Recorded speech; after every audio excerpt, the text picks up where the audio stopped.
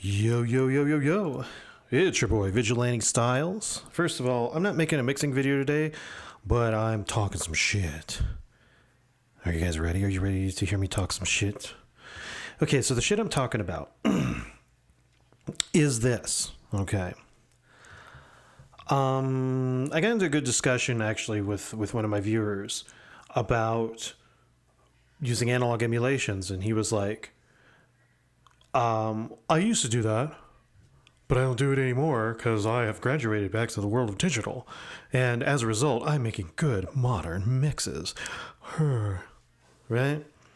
Well, good for you. You know? Good for you, right? Fine. That's your way. Like I've told you, this is my way. Well, I used to do analog emulations, but I don't do them anymore. Now I make great flat digital mixes, and I'm happy. Fine. And by the way, everybody fucking masters their music before they send it to the mastering engineer. So we put limiters, we smash it with the fucking decapitator, we put compressors on top of compressors on top of compressors on top of compressors. And by the way, no analog emulation, no saturation at all, except to have the decapitator, of course, which we all do everything at 44.1. We don't use sessions above that because that doesn't make sense. Can only hear up to 20 kilohertz anyway. So what the fuck? We don't need no fucking... We don't give a fuck about aliasing. We don't give a fuck about a cramped bell curve. We don't give a shit about all that. I use digital.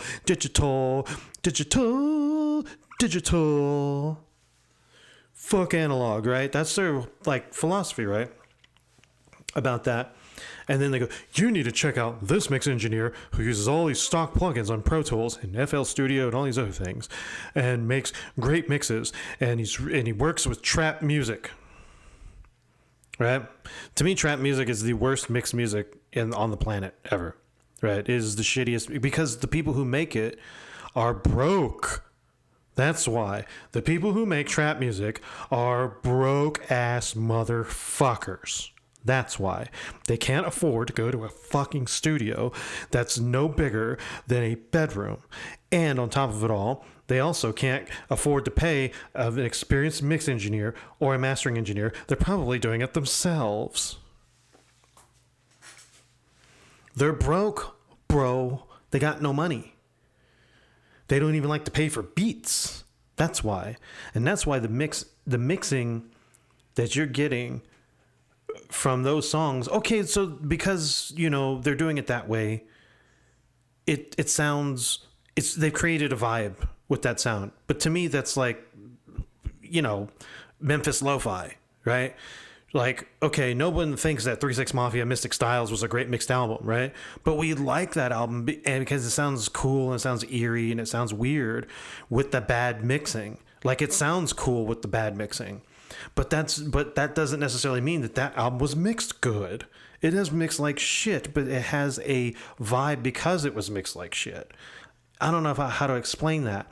It captures that, what made their music back then so creepy sounding was that it sounded like lo-fi. You ever play like a horror game and you're like, you know, with the flashlight and the house kind of, you know, horror game, and, you know, you pick up like a cassette tape or something and you play it in this shitty like old cassette player or something like that, and it's like playing a message backwards or some music or something all fucked up and warped, and you know what I'm saying, really lo-fi sounding. Well, but that adds to the creepiness. Like, that sounds creepy, you know? And like that's what I'm saying. And so with that whole album and all the stuff that they were doing, it was supposed to sound creepy, it was supposed to sound underground, it was supposed to sound dark, and they didn't mean for everything to sound so shitty. It's just that's the equipment they were working with, but it fit, right? It fit the whole vibe of things. Because when they had better stuff, you heard the 3-6 Mafia's mixing, the mixing quality, the audio quality of their music got way better when they started going to more professional studios. Well, that's what I'm saying with these trap dudes, right? They're all working on the box like everybody else, right? And they don't know anything about plugins. And a lot of these guys have grown up past the analog era, so they don't think you need it. Like, all the music they've ever listened to is all mixed on Pro Tools. which is nothing wrong with Pro. Okay, I don't like Pro Tools as a workstation because I don't like the way it works. Okay, I don't like that, but I'm not saying that there's anything wrong with using Pro Tools. It's a computer program like any other, right? So what I did pick up here though is Grammy Award for Best Engineered Album, non-classical, right? So we can go all the way back to about looks like 1959. And we can go, how many of these engineers all the way up till now are mixing in the box? Okay. Some are, okay? So I'm not saying anything wrong about mixing in the box. I mix in the box.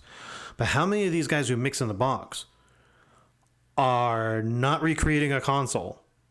Okay, that's the first thing. How many of them are not recreating a console when they mix? You go, but Ken Lewis, right? Mixing Night. I like him, right? And I like his mixing videos, but he also has a SSL AWS. So he doesn't have to recreate a console. He doesn't have to throw channel strips on everything because he has a console, you see. That's already doing his summing. That's already giving it some analog vibe. And I think, well, it's an AWS, so it's super analog, so it's really clean sounding. But there's still a little bit of saturation in the channels. Tiny bit, because you can't help it. Audio going through electronic parts. Okay? It's not ones and zeros. It's actual signal going through electronic parts. That's going to have a tiny bit of saturation. Although SSL's done a very good job at getting rid of it and trying to make it sound like a DAW. But we like that sound. Once again, like I said in my other videos, we like that sound. It sounds good. Okay, I'm sorry.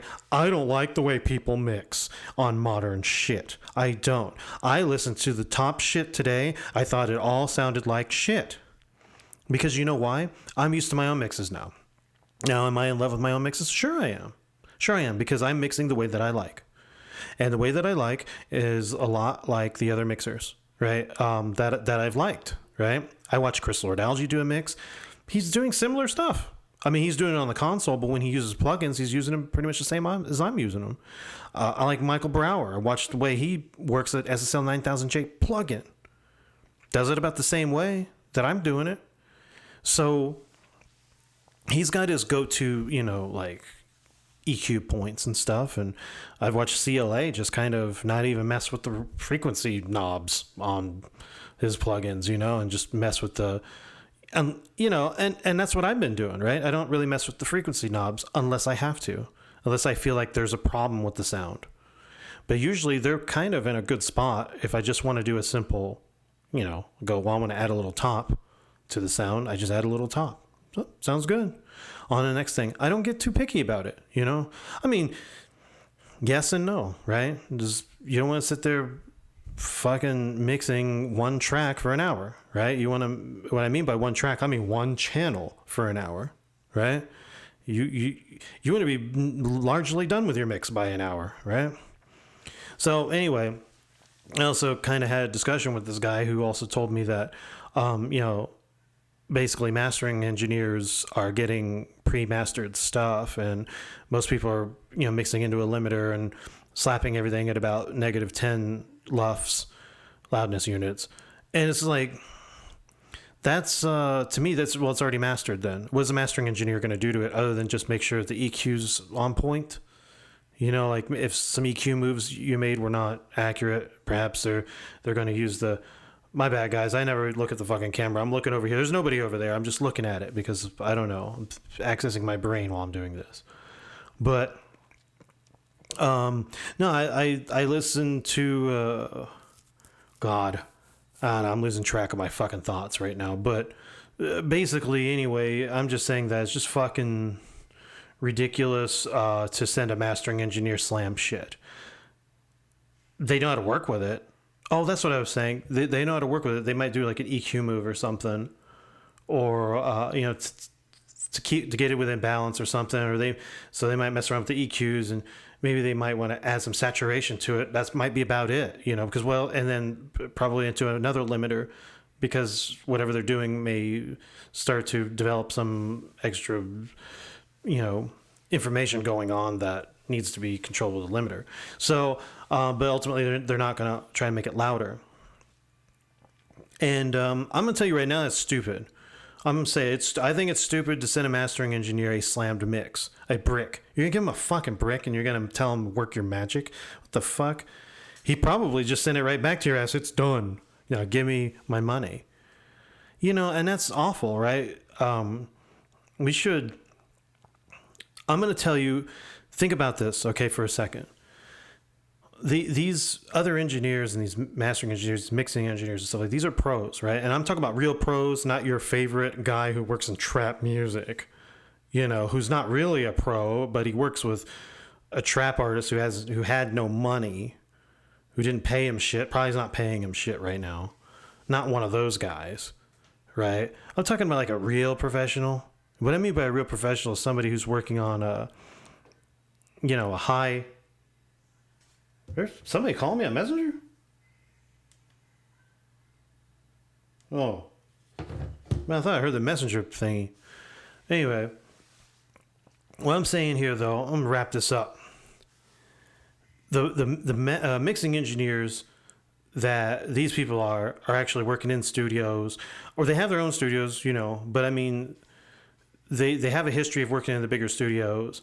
They understand sound better than some asshole who's doesn't know what he's doing, just fucks around with the stock plugins until he gets the sound that he likes out of it. And I'm just saying, I'm over here. I'm all over the place tonight. But let's get back in focus. All right, so let's look at the most recent album that received a Grammy Award for Best Engineered Album. That's Love for Sale, Tony Bennett, Lady Gaga. Okay, so obviously they're not going to use that guy as their favorite trap music engineer. They're not using that guy. They're using Day Bennett, who is Tony Bennett's son, apparently. Josh Coleman, Billy Kumela. Those are the engineers, and then the mastering engineers are Greg Calby. Oh God, what's he sitting in front of? Doesn't look like FabFilter Pro Q3. Although he probably don't look. I'm not knocking FabFilter Pro Q3. Okay, you can use that. It's a tool like any other, but it's don't expect it to do everything for you. It's just an EQ, and just a digital EQ. It doesn't give you any sexy vibe out of it. It's just a digital fucking EQ. And it's got a compressor on it because you could do a dynamic EQ with it. So it's cool for that reason, but analog does not suck, and analog emulations don't suck either. The analog emulations nowadays, as long as they check out right, we check them out with Plugin Doctor and stuff. If they check out correctly, they are as good as the hardware. And that's that. And working higher sample rates, so if they have oversampling, even better. But working higher sample rates. I work in 48. So does Serban, so does a lot of people. 48's just fine. 441 is too low. And the reason why is you're not giving enough headroom for the saturation. It's going to saturate past 20K, which you can't hear, then you're going to get audible aliasing. It's like, well, you can't hear at 20K, but you can hear aliasing that is flipped back down to like 6,000 hertz. You can hear 6,000 hertz. So that's what we're saying. We don't want extra stuff that we don't want in there coming down at 6,000 hertz or 500 hertz or whatever, So, and that's what happens in the computer. It doesn't get rid of the information. It just folds it back down. So when you hit Nyquist is going to be exactly half of the sample rate. So if your sample rate is 48K, then it is 24 and 24 left and right, right? 24, a bandwidth of 24 on one ear, 24 on the other, or a speaker, right? Per channel is what I'm saying. And then at that point, that's what you're working with. So anything that goes beyond 20 hertz, it's going to be flipped back down to the audio. Well, traditionally, right? It's like 20, if you're doing it 441, it'd be 22.5. So anything 22.5 and above would be flipped back down to the audio spectrum if you're doing 44.1. If you're going at 48, then it's 24 and 24. So you're adding like 2 kilohertz worth of bandwidth to each ear, or each channel, left and right channel. If you were to go up to 96, then it's 48 by then you shouldn't have any problems, you know. However, or it shouldn't be audible aliasing, at least at that point. It'd be flipped back down, but be very quiet. Probably wouldn't even hear it.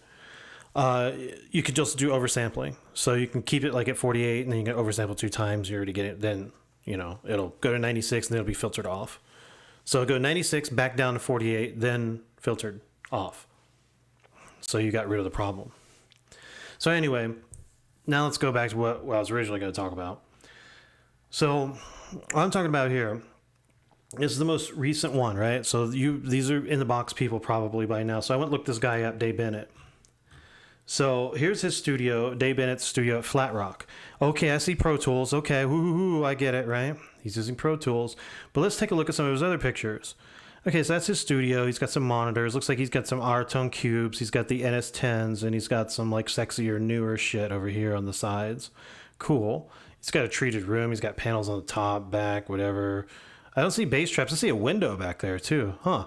Boy, some of these experts that I talk to would tell me that's a bad room for him to mix in. Oh well, what the fuck do they know? He's only got a Grammy Award for the best engineered fucking album, but it is what it is. Oh, look at this.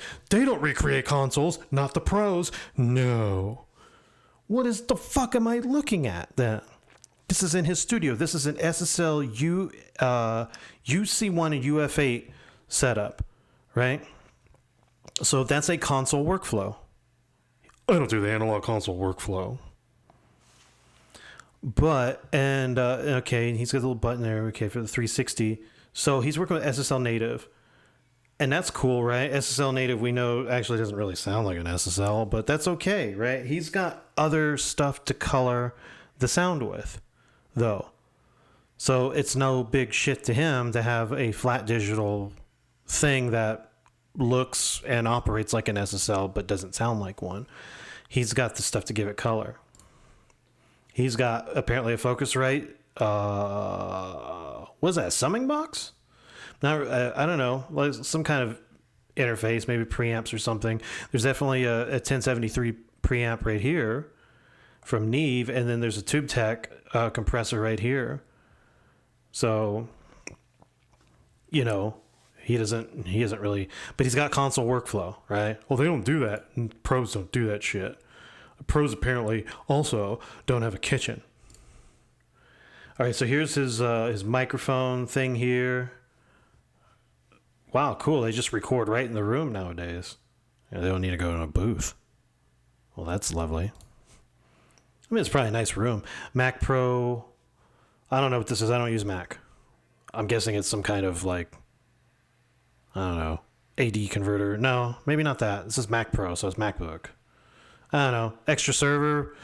Maybe it's a server, extra external drive or something. I don't know. Somebody can tell me what it is. Mac OS Monterey. Okay. He's using Monterey. I don't know what that is. I don't use Mac. Oh, look, Pro Tools. Oh, look. He uses analog emulating plugins. Shame on him. He's not a pro anymore. Look at that. A Lexicon PSP42. When he could just simply use some kind of stock Pro Tools reverb. Looky here. Okay, so you see here he's got Air Music Technology. God, what do they make? I forgot what they made. Antares, we know that's auto-tune because motherfuckers can't sing. Avid, that's going to be their plugins. Celemony, what does Celemony make? Melodyne? Is that Melodyne? I think that Melodyne is with Celemony. I don't know. I don't really do the auto-tune thing. Well, I'm in FL Studio anyway, so I just use their auto-tune shit, which is Pitcher and New Tone. Yeah. IK Multimedia. I don't use them. I don't know. Isotope. Okay, we see Isotope in here. The big old Neutron. Ozone. Probably Ozone in there because he probably does mastering, right? He probably also does mastering, even though they send it off to a mastering engineer. A lot of the times it's for also an extra pair of ears. I don't think that means that his master bus has got Ozone on it and he's just squashing everything to hell before he sends it to the fucking mastering engineer. I don't think he's doing that. No. PSP AudioWare. That's probably where this Lexicon comes from. TC Electronic. Okay, we see Sound Toys. Decapitator. Okay, I know people use it, but I don't think these guys abuse it. Then we have SSL. Okay, so he's got the Fusion stereo imager and then the bus compressor to vocal strip. Vocal strip's useful. I like the decloser on it. I should probably use it on this while I'm talking to you guys. TC Electronic, 2 big ears, Universal Audio. That's the thing. I'm betting, if I were a betting man, he's using a lot of this shit right here. Universal Audio stuff. UAD, he's got the boxes. That's probably where a lot of his plugins are. Because their plugins, from what I'm hearing, are pretty good. They're really good. But, I mean, now you don't need a box to get their sound. Brainworks is making stuff that sounds as good as their stuff. Or even better than their stuff. I think Brainworks is, like, beating them in, like, plugin shootouts. And Brainworks is native. It's not on a DSP box. Excuse me. Okay. And then we have Valhalla and Waves. Waves. Right? Waves. Pros don't use Waves. Waves is shit. I don't like their update program. They're a bunch of fucking assholes. Now, don't get me wrong. Waves, I was called Waves assholes. I meant to call Waves Audio. Their plugins crash for me in certain applications, although I don't know. So it depends. They work most of the time, but because they crash here and there, and it can really piss me off when they do.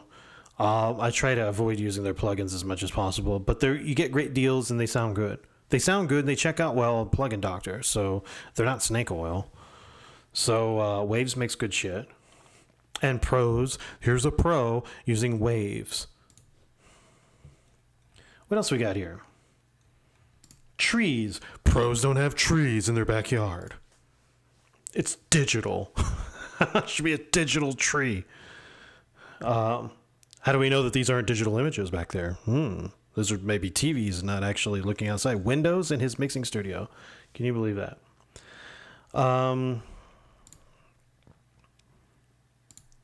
Okay.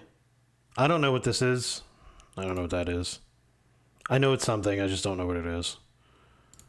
All right. So anyway, this is the guy that has a Grammy for he's got an old Macintosh. Yeah, there we go. Digital, right? Mix on this. This is not the 80s anymore, bro. Dude, the 80s had better sounding music. What do you think Gen Z's listening to 80s music, man? You guys just want to all sound the same, do the same shit. Well, good. Don't sound like me. Let me do this, right? Well, anyway, so these guys here are... He's in the box, but he's using analog emulations. Dare he do that shit, right? And then this guy's mastering engineer actually using analog gear.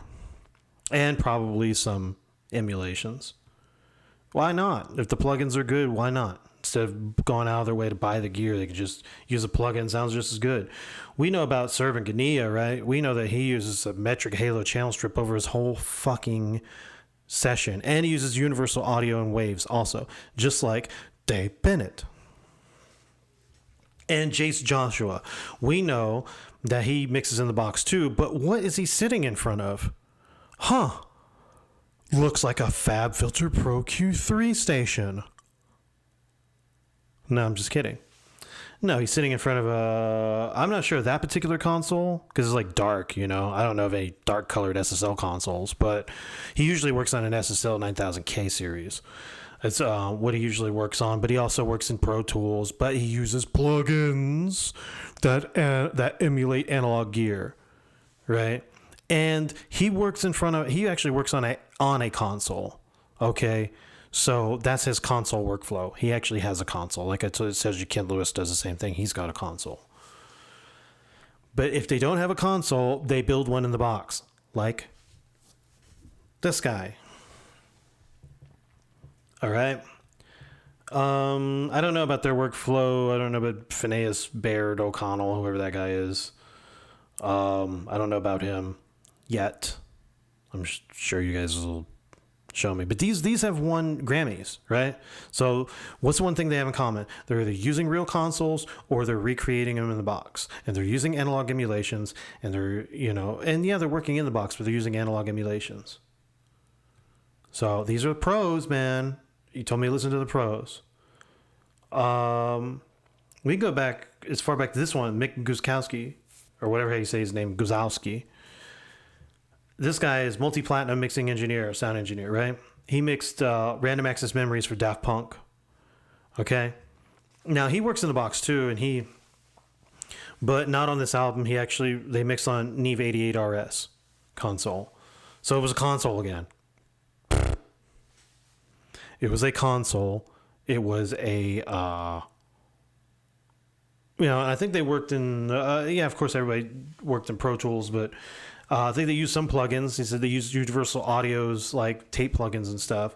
But for the most part, they tried to stick to gear through that whole album, and they won a Grammy for it. So if analog sucks, I don't know why they're winning Grammys, bro. Analog Emulations and actual analog is winning Grammys. I don't know of anybody who just said no analog emulation, no analog gear through any part of this process and won a Grammy. Because it sounds harsh and it sounds like shit. That's what it is. We got this other one, Yo-Yo Ma and these other dudes, whatever. They had Richard King as the engineer, but they also had Al Schmidt, right? We know damn good and well he don't work in the box. He's working on a Neve 88 RS. So, Manny Marroquin, right here, another engineer on John Mayer album. Michael Brower. We know Michael Brower works in the box now, but he's recreated his 9000J console in the box with the Brainworks plugin. And then Manny Marroquin does work with Waves plugins and maybe a few others, but works mostly on 9000K series console too, SSL 9000K. So the sound you're looking for is in analog emulations at the end of the day. It's in I picked the Brainworks plugins because I like them the best. And I like the Brainworks consoles. I think they're accurate to the consoles, the real thing. So I work with that. And they sound good. I'm getting good mixes. So what the fuck? What the fuck? Leave me alone. Go fuck off, Like, you want to do it your way? Do it your way. But I'm not changing the way I'm doing shit because you do it. You who have no actual credits, I have to ignore these pros and listen to you because you're more pro than they are. Right. You've graduated from this. Everybody else is still behind. This guy is still behind, that fucking bastard with his Grammy Award. That guy, he's still behind, man. He's not on your level, bro. He hasn't reached that level of enlightenment like you have, where he goes, I realize I don't need analog emulation. I can just do everything digital. I'm not going to sit here and argue with these motherfuckers anymore, man. To each their own, right? To each their own. Do what you're going to do. I don't even know how long this fucking video has gone now. Almost 30 minutes of a pure fucking rant. But I figured you guys might find it entertaining. And when I go on rants, I go all over the place. My brain is like Sonic the Hedgehog, and you know what I'm saying? Just pinging off shit. And I bounce subjects and all this other stuff, but I have a lot to say, but it's kind of hard to vocalize it at times. But I'm just so I'm not here to steer anybody the wrong way. Here's one thing they can't debate on: if you send a master to a mastering engineer and you gave him headroom, is he going to be mad at you that you gave him headroom? Is he going to say, "Look at what you fucking did. Now I can't get this master as loud as it should be because you had to give me 6 decibels of headroom, you fucking bastard"? He's not going to do that. He's not going to do that. He's not going to be mad at you for doing that.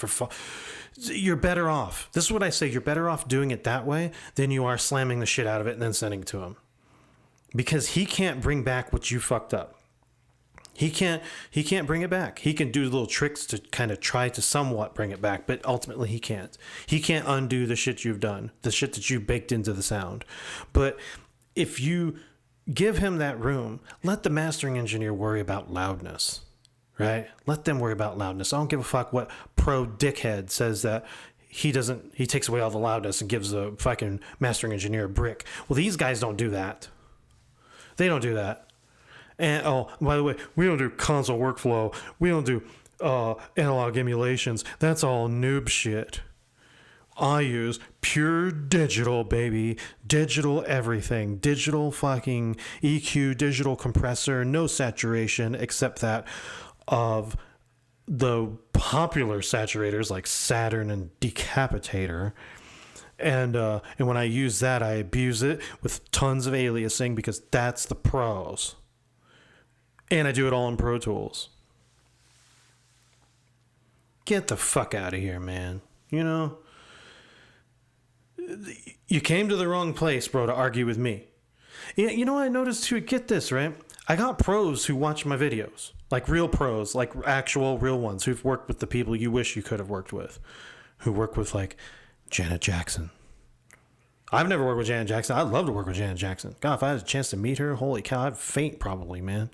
But I'm just saying, like, I've never worked with Janet Jackson, but I know people who've worked with her. I know people who work with Alicia Keys. I know people who worked with, you know, God, I don't know who else they've worked with. What do they work with? Jay-Z? I think you know a guy who worked with Jay-Z. You know a guy who works in country music. I don't know the artist there because I don't listen to it. But I know people who work with that are pros that work in the big industry, you know, in the industry, and they don't have a problem with my mixes. And I asked them, like, hey, critique me. Tell me where I'm fucking up. Sounds good to me. I don't hear any problems. Really? I mean, I got ways I would have done it myself, but, you know, that's me. But I don't actually hear a problem, per se, with what you're doing. That's just your way of doing things. Sounds good to me. Right? And that's kind of how I felt about my mixes, too, right? And then there's always see, here's where you get the Dunning-Kruger asshole expert who just learned how to fucking mix probably within the last couple of years. And they're the ones that want to come up here and say, you're doing everything wrong, bro. You're not using Soundganizer. You're not using sausage fattener. You're not using fucking, you're not using Neutron. You're not using ozone on a kick drum. You're not using fucking Fruity Blood Overdrive, bro, on fucking hat. You don't know what you're doing, huh? Stupid fuck. Fucking idiot. Fucking bastard. Fucking stupid motherfucker. You should go fucking stop making music. Quit fucking with music, motherfucker. Why don't you go play video games, you stupid bitch? You know, it's those kind of dickheads, man, that like to comment on my videos who have no fucking nothing. And then it's like a pro engineer goes, cool, man. Cool video, man. Thanks. Subscribed. You know what I'm saying? Like, why is it like the pros are like, you know what I'm saying? They would be able to tell me, I can tell the difference between constructive criticism and a dude being a dickhead. You know what I'm saying? Like, constructive criticism might say, hey, you know, I like what you've done or whatever there, but here's what I would have done to maybe improve this or that.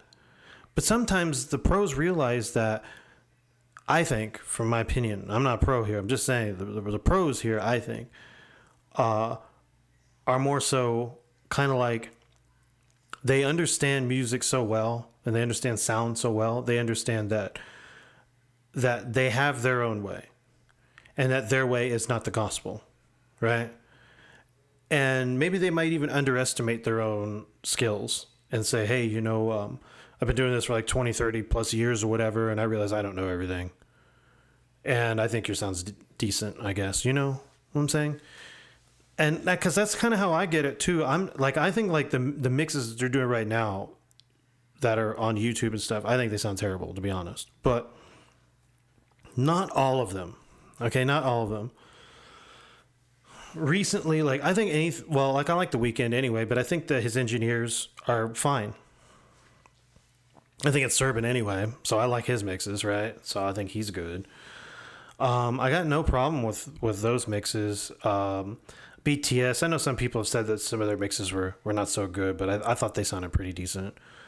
I don't really like the way trap music is mixed, though, to be honest. I mean, if I would have to think if there was any trap song, though, I thought was mixed well, or a drill song that I think is mixed well,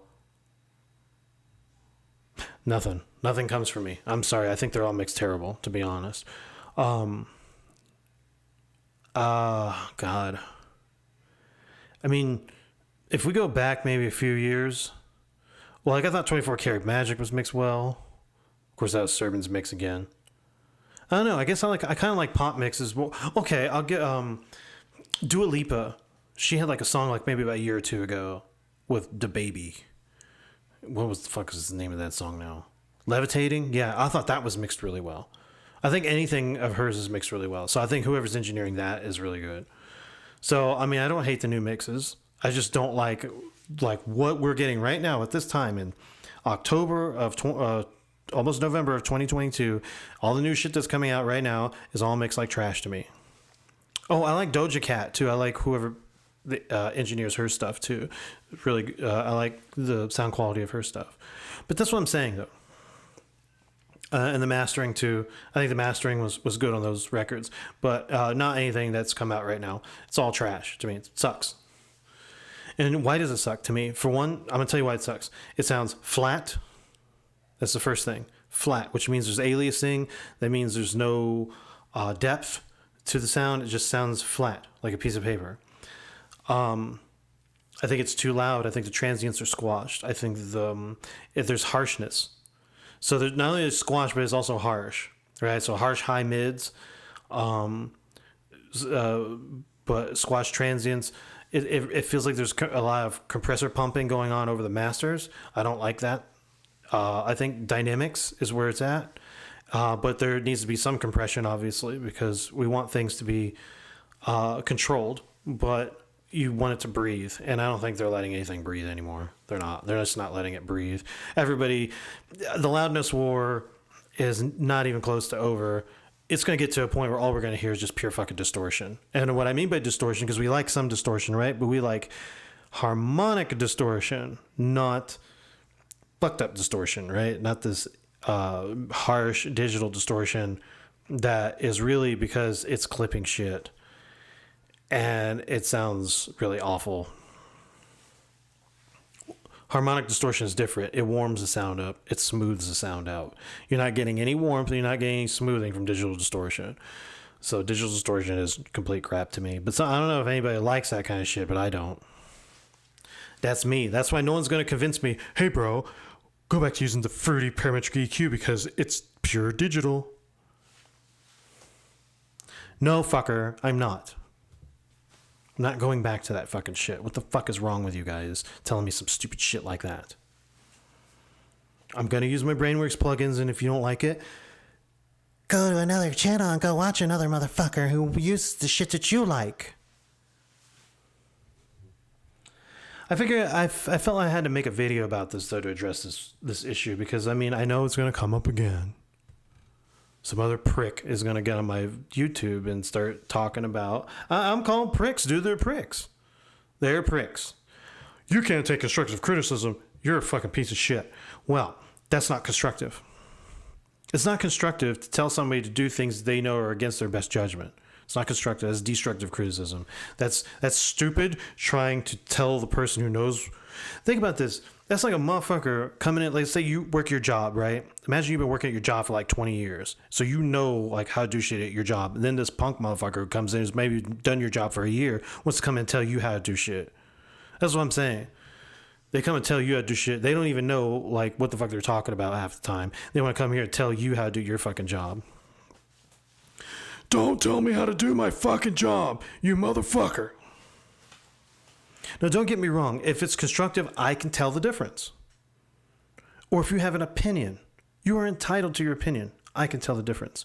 If you're coming being a jerk off, fucking asshole, I can tell the difference on that too. That's not constructive criticism. You're being a piece of shit. But anyway, enough of that fucking, hour rant? Well, it's not an hour, almost 40 minutes. But enough of that fucking rant. But yeah, so there you go. I've been telling these people, the in-the-box guys still try to create a console or work on one. Damn it. That's the way. Because why? It's easy, dude. Excuse me. It's easy. I don't want to spend hours poring over a fucking mix. I don't. Unless it's got like 200 tracks where I don't have a choice, but I have to pour over a fucking long mix. But I'm not spending, especially if it's like 20 tracks, dude, I am not spending an hour on that shit. Maybe, if it's a lot of vocal tracks. Vocals are hard to tame. You got to do a lot of shit to vocals, to some degree. So might take a little bit more time there, especially if it's a really dynamic vocal track or they've melded some really bad takes together and I have to do automation. Ugh. If I have to do automation, bro, then okay. Then I'm going to take my time with it. But otherwise, I prefer everything to be simple, because simple, well, and like I said, and picking good plugins that sound good, man. They sound good. They give it a sound. Digital doesn't give you a sound other than exactly what you put into it. Well, they do give you more than what you asked for. They give you harshness. So there's that. I like smooth, sexy peanut butter sound, motherfuckers. I'm not even looking at the camera again. I'm looking over here. I should just turn around just act like I'm talking to somebody behind me. Hey, man, you know, motherfucker. I should be doing that shit because I never look at the camera. I don't know why. I don't ever look right there at you guys. I never do. I think because the microphone's like right here. So I look down at the microphone and I look that direction and I just stay there talking. I don't know. I guess maybe it could be like the Joe Rogan experience, you know? Like he doesn't look at the camera when he talks. Like but he's looking at another person though. There's no other person there. Literally just a fucking wall where I'm looking. I'm imagining a person, a really sexy person, in that a sexy female person in that on the wall right there. I don't know. Who am I talking to? Yeah, Dua Lipa, I guess. Maybe her. Or Ariana Grande or something. I don't know. I don't know. I've always been kind of I had a thing for like Jessica Alba. Somebody a little bit, somewhat closer to my age. I like her. Oh, I love Ashanti. Maya. Still to this day. Oh, those women, man. So beautiful. So gorgeous. Yeah, they're closer to my age. Actually, I think one of them is my age. I'll let you guys go figure that out. But yeah. So there's that. Well, anyway, God, I'm sure half of you guys probably have tuned out by now. I'm just ranting on some bullshit at this point. But that's what I have to say about analog emulations. To me, right, and the fact that a lot of analog emulations can get very close to the real thing, I think that's the way to go because it sounds good. And the workflow is simple and easy. You don't have to sit there fucking with a sound for an hour. You could mix that channel and go on to the next thing. And in the end, less is more. You're getting a good sound. It's got good transients. It's got nice solid compression. And it's got depth. And it's got width. And it's got vibe. Anyway, man, it's your boy Vigilante Styles, man. You guys be good. Check out my other videos, like, subscribe, hit the notification bell, of course. And I'm out. Peace.